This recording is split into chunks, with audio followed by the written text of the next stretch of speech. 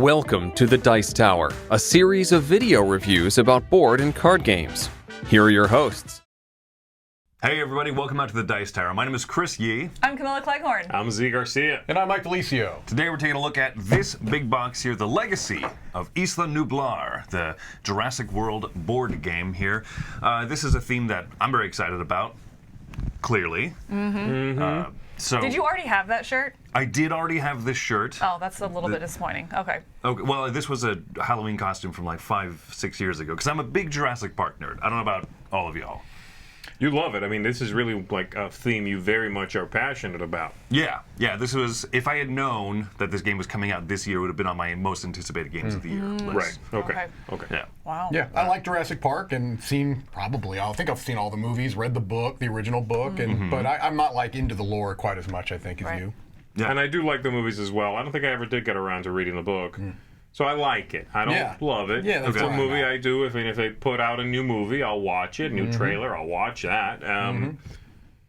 But yeah, obviously you're very, very passionate, and you've even done a little more consuming of that content than I have. Okay. Yeah, so this is a legacy game. We should probably mention also, we're not going to show you an overview here of the game. Right. If you want to see how it works, and it is a legacy game, so we couldn't spoil anything for you anyway, you can go watch a playthrough we did, and we'll link that below. So you can click on that and watch an introductory scenario to give you an idea of how the game works. It'd be too difficult to show you how it works without spoiling you on things. Exactly. Because you jump into the legacy elements right away. Like, after the prologue, that we played live, you jump right into that first scenario. You're making decisions before you even begin gameplay. So Right. Yeah. And Definitely you check out. can play that prologue multiple times, actually, and then go into the legacy game proper. Yeah, exactly. So because it's a legacy game, no overview. Feels weird to not like break at this point, but we're just going to go right into our review at this point. The link for that is below. As just a brief overview, it's cooperative, and you are running around the island as different characters from the movies, and corralling dinosaurs and completing whatever the objectives are for that particular scenario. The tutorial scenario, you can play as much as you want, and then 10 chapters. So, as a legacy game, there's a lot of expectation on this, right? You have a big IP. It's from Prospero Hall, a company that I think all of us have enjoyed, many of their games. Sure. Very much. One of the things I like that they do is quality artwork, components, theme, and all that type of stuff. So starting with that, how did you all kind of enjoy the experience here or what did you think of Jurassic World Legacy? Component-wise, is that what we're talking about? Yeah, component art, and then we'll kind of go into the theme after. I really like the comic book vibe that they went with. Yeah. A lot of the artwork in it, a lot of the connective tissue in between the stories, and they go over quite a bit of movie stuff. I'll leave it at that. Is inspired by comic book panels and sort of tells its little introductory stories and sort of the story in each game from comic book panels and graphic design. I really like that look. Yeah. Right. It's not really something I think of when I think of Jurassic Park or Jurassic World. But you know what? It was a neat touch. I think it was a neat approach to it. I think that it would help give it a bit more of a timeless look, so it's not like, this is a thing from 1993, like still shots of the movie. Right. This Yeah. one's Yeah. clearly the movie Right. from 2018. But because it has that comic book look, it kind of had that throwback feel to it to me. And the Jurassic Park movies are that throwback, like from the childhood, grew up watching them, that kind of stuff. So I really liked that. I think, the comic book fit well because it made it timeless, but also kind of feel throwbacky, Is that a word? It is now. Throwbacky is now Throwbacky. it's in the lexicon. Excellent. Now, all of that is kind of in service of moving through the story of the movies. That's how it's advertised, so it's not a spoiler. You're kind of experiencing the movies. Do you feel like the theme came across in this game? What do you think, Mike? Mike has thoughts. This is a tricky one because I don't know that it's a simple yes or no answer. I think that in some aspects the theme came through quite well. I think that clearly a lot of time and effort and care was put into evoking that theme. Like, I don't think it's something that they neglected as a design team at all. Sure. How successful they were in the actual mechanics of the game, I'm not convinced on. That's the difference, That's the right? issue I Does the theme come through from graphic design, the look, Yes. the bits that are in here, 100%. Yes, that comes through. Gameplay, I don't think so. I agree. Right. I don't think it feels in mechanically as you are playing. You don't feel like you are in Jurassic World, any of the movies. I don't think you are doing anything that made me feel invested in those films, or even particularly remembering the films outside of I read something and oh yeah, that happened in the movie. I just don't feel like I'm doing that. Right. Yeah. But then on the flip side of that, there were times when we played through, because we played through this, together, the four of us. There were times when I felt like there were things that were forced, that were put in From there the movies. strictly because it's like, well, this happened in the movie, so we have to do it here, even though it didn't really feel like it made Right. sense with what else we were doing. It's like a Right. big wink Yeah, at the right. gamers, at the players, that whether it fits right now, whether it's helping gameplay or helping the experience be smooth for you, forget all that. We're putting this in here Right. because it was in the movie. Yeah. Right. Remember from the movie? It's in here now. Right. But I also kind of felt a little bit of disconnect there as well, because there was one specific time, trying not to spoil it here, but one specific time where we tried to use movie knowledge Yeah. in order to solve a puzzle, and it didn't work. So it's like very in line with the movie, and tried to put those moments in there, and so you start trying to catch on to that, and you're like, oh, okay, maybe I need that knowledge. Well, this is how it happens in the movie, so therefore this is probably going to be the answer to this puzzle. Again, trying not to spoil, and so we used that knowledge and it didn't work. No, and so yeah. there's a huge disconnect there where it's like, okay, all this stuff is being thrown in there and trying to get into the theme, so you try to match that with your knowledge, and it didn't work. It broke. Yeah. I think forced is unfortunately the word that I would go with, right? It's a lot of, remember this? Wink. Hey, do Right. you remember this? Wink, right? But it didn't mechanically, and that's what we'll move to next, it didn't really come across that way. So mechanically, every scenario, starting with the tutorial scenario and continuing on, you have some side building mini games, and then you have 5 event cards that are flipped over at the start of each round. You flip over an event card, and that's going to kind of unfold the story, unfold what you are supposed to do. Did you enjoy that general structure of the game? I think unfold is a very kind word usage. Yeah. I think it doesn't so much unfold the story as it tells you exactly what you need to do, lest you deviate and suffer horrible, horrible fates. And that's ultimately one of the big issues I certainly have, and I think other people will as well, is that the game feels very much on rails. Right.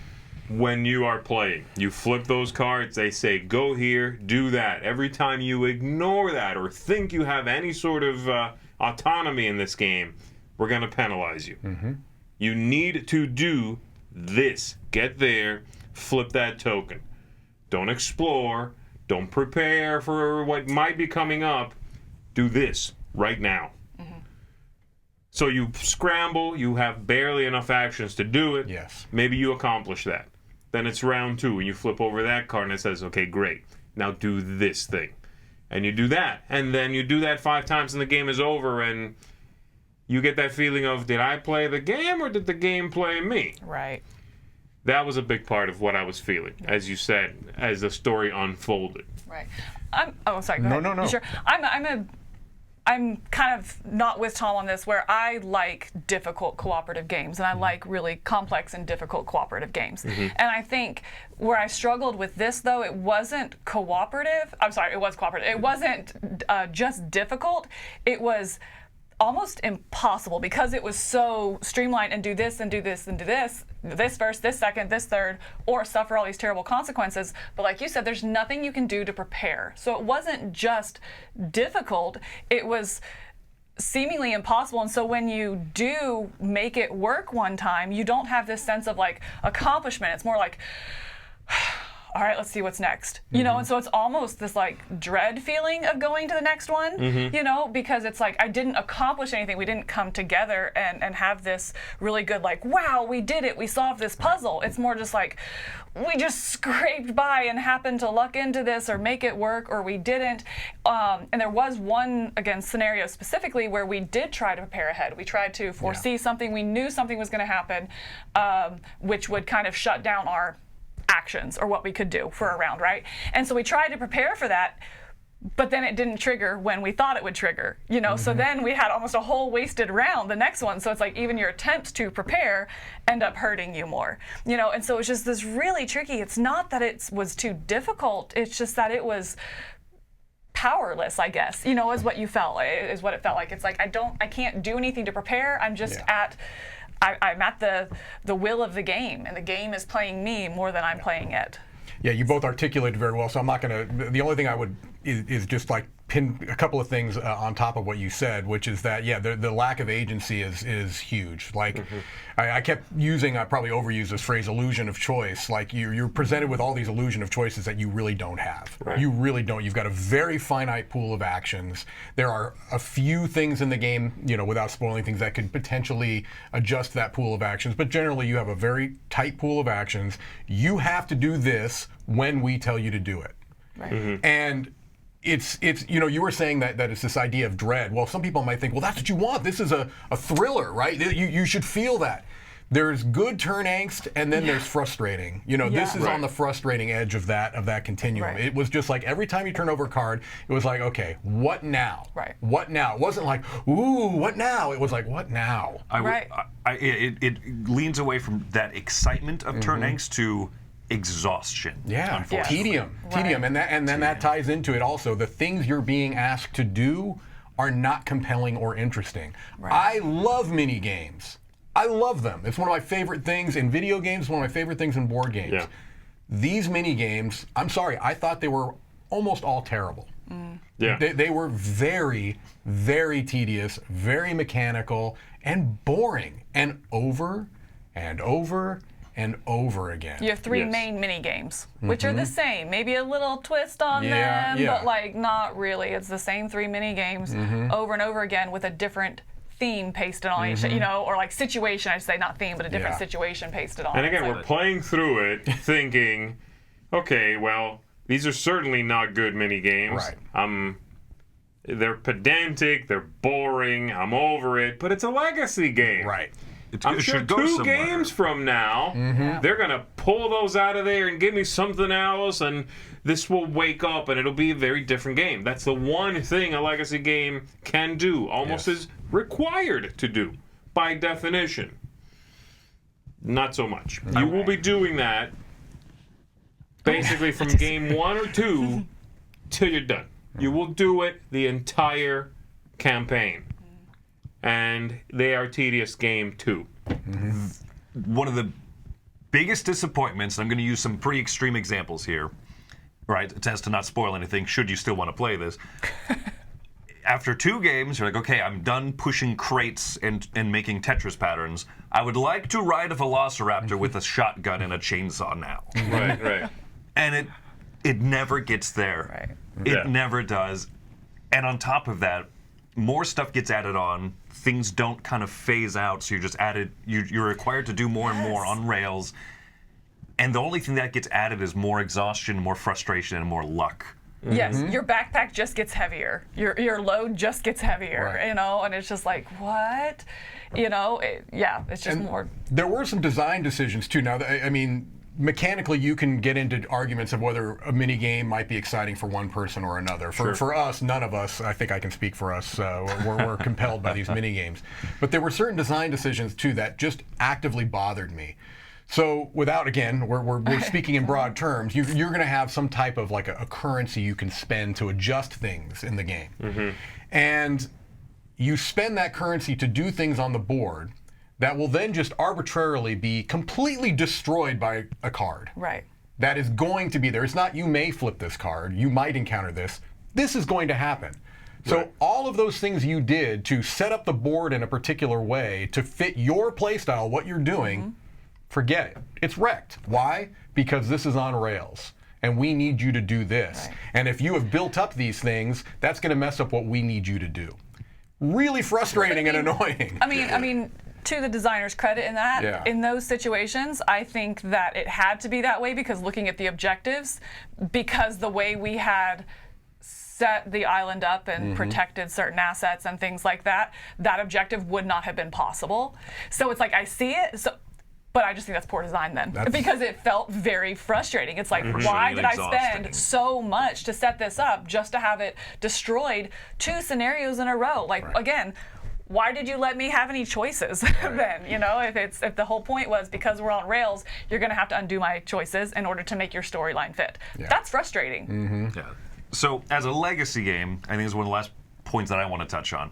As a legacy game, there's things that unfold. You open up new envelopes. You have scratch boxes that you unfold and stuff. Was any of that stuff exciting to you at the start of a new scenario or at the end of each scenario? There was maybe one time where I was like, oh, this is cool. Yes. But I'm glad you brought that up, because that brings up another issue I have with the game. I do like the raptor claw.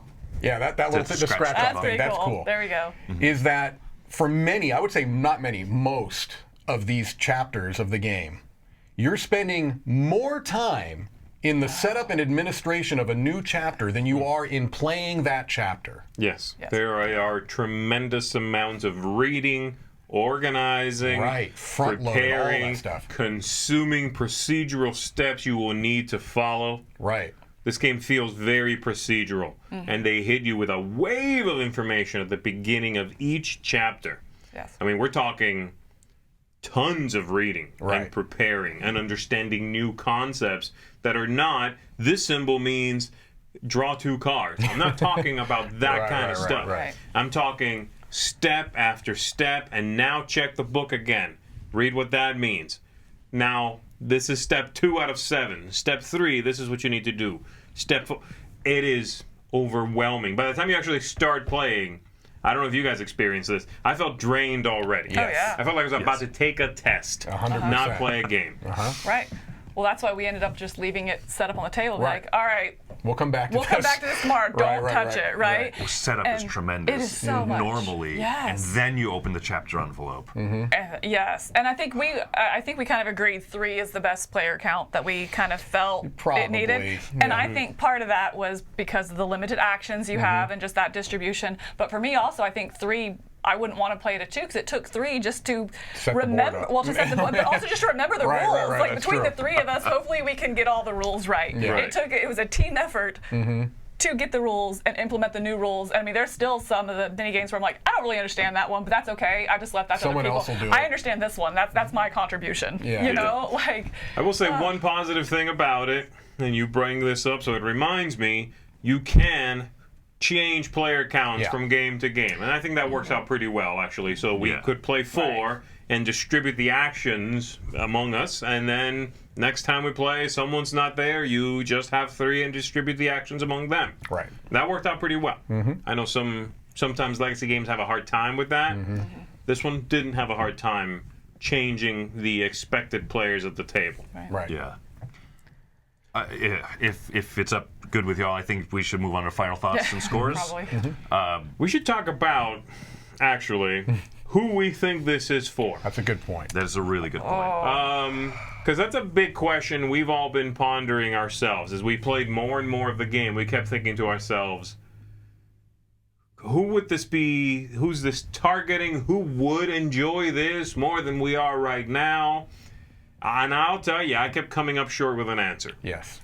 Because I can't imagine anyone who is primarily a fan of Jurassic Park, Jurassic World first, and a casual gamer, maybe not a gamer at all, digging into this and having a blast. I just don't see it. I think it is entirely overwhelming for that audience. And just, again, tedious, I think. The amount of computer programming type stuff you're going to do instead of just like, woo, fun gaming. I just don't, I don't see it happening. And then gamers, it's too on rails, and it is too procedural, and it's difficult, but you won't get the satisfaction of, it's difficult, I'll solve some puzzles, and therefore maybe win and feel good. Because it's not a puzzle to solve, really, it's just steps to follow. It's steps to survive through. Right. So that's why it's difficult. You know, I like a difficult game if I can accomplish an interesting solution and therefore win and therefore feel like it was hard, but I pulled it off. Right. No, this is just you have this many actions to go here and do this thing. And we finally did exactly what the game told us to do. Right. Right. Sometimes based off of die roll luck. Sure. Right. And therefore we scraped by. Or sometimes you complete everything the game tells you to, and in the final upkeep step of the game, you lose. Right. Yeah, I was going to say that. Two specific scenarios. One, hypothetically, we lucked into a win and we lucked into a loss in two different situations. 100%. You know? Yeah. So, That's 2 out of 10, mind you. Right. Yeah. Whew. All right. Yeah, Final I don't have thoughts. anything to add to the target audience. I think you touched everything. I don't know who this is for. I would argue it's for you, Chris. I mean, it's Right, for it should it's be. for It should be anyway. it's for a huge fan of the game who's an omni gamer and okay with picking up something that's maybe more mass market targeted, but also understands games enough to kind of get into the nuance and the mechanical nature of games. Loves legacy games. Right. So in my mind, you're the perfect candidate for this. Right. And that's a problem. As you get into your final rating here, I assume that's going to be the biggest issue we see is the ideal audience. Well, I won't speak for you. You can give your own. I'll speak for myself. This is one of my biggest gaming disappointments ever. I love legacy games. I love Jurassic Park. I love cooperative games. That feeling of coming together as a group and counseling and finding an answer to the puzzle that you didn't think was there or wasn't obvious, wasn't quite apparent and readily there. Unfolding new characters and scratching off boxes and all that type of stuff. Everything in this game that should be exciting wasn't. Mm-hmm. It lost me a few games in, and then we kept pushing through it because we wanted to give this an informed review. With that informed review, I'm giving this game a 3. I really dreaded the next play session of it. I dreaded starting it again, setting up everything, opening up the envelope, reading 6 new index cards of rules. This is one of my biggest disappointments, unfortunately.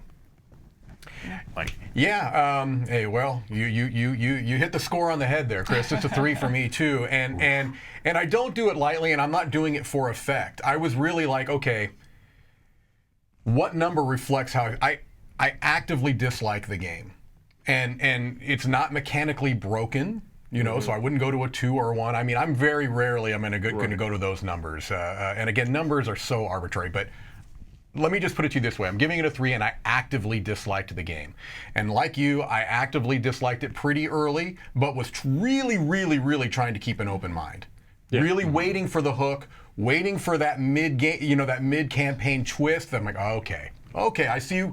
Yeah, it was tough in the beginning, but this is why they did it. There's a payoff. There's no payoff. At the end of the game, you're supposed to still be able to play it as a standalone game afterwards. Not a chance. I can't imagine why I would ever want to come back to this. It was tedium. It was tedium and on rails, and I actively disliked it. And I was disappointed too because I've really liked a lot of what Prospero Hall has done. It's a IP that seems very, very ripe for a great legacy game, and in my opinion, this isn't it. And it's a well-manufactured game. Yeah. Oh my gosh. Graphic design and production here is very good. I think a lot of people will look at this and go, that looks awesome. Right. And you know what? You're right. It does look awesome. And I was right there with you where a few games in, I thought to myself, at this point, it's not getting a good score from me. Yeah. You've already put me through several games that have honestly sucked.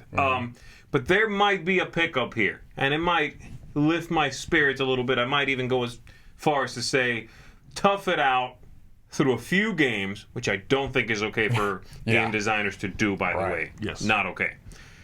And it gets better at the end. But it didn't. And it never did pull back on the boring parts, switch out the mini games, give me something new or interesting to do. It never took off the bumper so I could, bowl the way I wanted to bowl. It just never came. Those things never happened. I'm also giving it a 3. I think it's and again, I waver between everywhere from a 2 to a 4 actually, because I'm thinking, but if it's for someone else, I could see myself giving it a 4. because I'm just super in the wrong audience for this. But Chris is not, like you said, and I honestly can think of someone who is going to just have an absolute blast with this. Yeah. Will you like it more than I did? Yeah, maybe. Very likely, Are you sure. going to have a great time? That's a tough call. I mean, Yeah. that's a tall order. So, yeah, 3 from me. I cannot recommend it to anybody. I feel bad because I don't think I have anything original to add or an That's original hard. score to add. Coming last is hard. Yeah. Right, yeah, because you hit it there where it's like there was moments of 2 and there were moments of 4 for me. And this really was kind of that ride. I mean, I at one point even went back to watch our playthrough. I don't have a huge tie to this IP other than I did grow up with the original movies, you know, and I like a good thriller and you know, kind of had that place in my heart, but again, I don't own a T-shirt. Made a shirt. Oh, you made that? Yeah. I definitely did not make a shirt. A huge patch on the back. So I went back and watched that playthrough because I was so excited going into it after that playthrough we did. I really enjoyed the prologue. Yes. And I was like, okay, a couple games in, what am I missing? Let me go back and watch that. All right, Okay. that revived it a little bit, you know. And so we came back in again, and then after another game, I was like, oh. And then there's one game specifically where a legacy element came out, and it was like, oh, that's really cool. Hold on. And so I tried to hold on to that element, you know. But then that disappointed, and I was like, just repeatedly, even the stuff that I tried to hold on to, one game later was either destroyed or completely ineffective because we didn't have enough information going in about the scenario. And so it's like every time I tried to convince myself and give it another chance, I just came up short. And so it's like it was this, I won't say pendulation, it's a very small pendulation, 2 to 4. Still, you know, not super excited. But yeah, it just disappointed over and over again. I think the word you used was dread. It really did. It felt like a job to come and play this game again.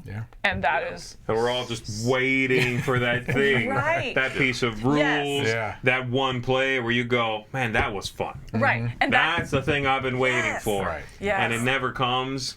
Yeah. Yeah, and back to your point of, you know, it's that it just felt so mechanical. You know, I Very felt like mechanical. the game was playing me. And so because that, again, I'm at a 3 as well because it was just And this is not something we It's talked so about. We did sad. not talk about our scores Oh, yeah. beforehand, by the way. No. No. To add to your point, right? After that tutorial game over we played, I was really jazzed because, Yes. like, okay, this is a tutorial, and it felt like a tutorial. Now let's take the training wheels off. Right. And they put more training wheels on. Yes. Right. And you're like, what? So, Yeah. unfortunately, that's how it goes. Sometimes a game just doesn't hit. Maybe you enjoyed it more than us. You will definitely be commenting below, and we will be reading about it. But I'm very curious if maybe this game was a hit for you. You know, And why? I mean, what it like Yeah. back to the point, what is the audience? What did you like Yeah, about it? what did you we like? miss? Yeah, You yeah, know, I am 'cause- very curious. yeah. But that's our thoughts on Jurassic World: The Legacy of Isla Nublar. Thanks for coming by the Dice Tower Review. Until next time, my name is Chris Yee. I'm Camilla Cleghorn. I'm Z Garcia. And I'm Mike Delisio. Have fun riding velociraptors with shotguns and chainsaws! I wish.